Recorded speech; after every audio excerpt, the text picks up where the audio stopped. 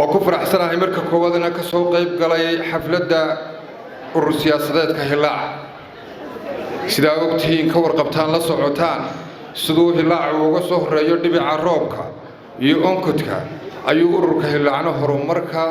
يديمقراطية دا يا أقنتي بسيلك وورك عيا إن رنهانتي وحنا نهاي ومد وفضوان دد ميتيا وريا خلادا وإلى حسابتي إفكود الله لابي عدين لقويديو أو واقع أفراد محوقة بني بالشدة قيبه هذا كل دوان الكوك كشري متقانيد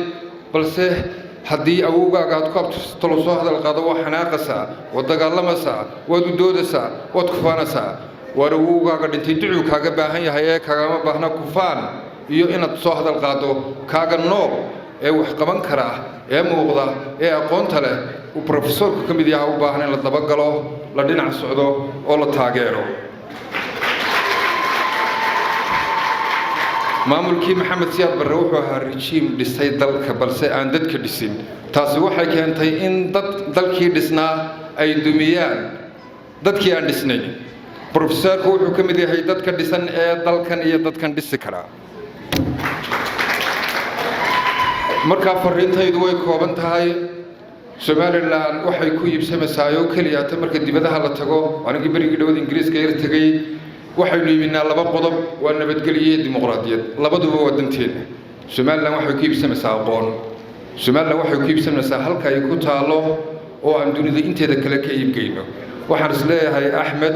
wuxuu kamid yahay dadka iftiinka iyo ilayska waa mujtamaca intiisa kale ee aqoonta leh duniduna aqoon bay guurtay aqoonta inuu ku hirano dhalinyarada reer Somaliland wariyadahan yaa leedin sheegin in mas'uuliyiin ka yahay in naftiina oo sheega inaad mas'uul tihiin oo damiciin iyo hankiina iyo siyaasaddiina mas'uul ka tihiin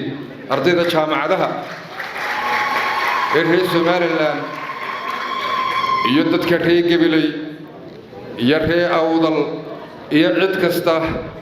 oo Somaliland quruxdeeda doonaysa waxaan leeyahay inagoo la socono garab taagan Professor Axmed Ismaaciil Samatar waxa waayo markaas ay imanaysaa inaan iscaanana weyno laakiin inagoo kala qaybsan oo kala socona hadii wax waayo ku xisaabtan inaynu dib u guurano abti waxaan ku leeyahay guushu waa xaqaaga nin baa laga hayaa maruna igu tuntunsada intaan tagaya miidaanka waree awdaloo ku tuntunsada waree Somaliland oo ku tuntunsada aqoonta iyo waay aragnimada ku tuntunsada dhammaantiina wadin salaamaya hablahana ururkani door weyn buu siiyay hablaha waa la eegaya ama xagga ragga ay u badan oo sidoodii bay halka u dhurani ama professorkii dabagel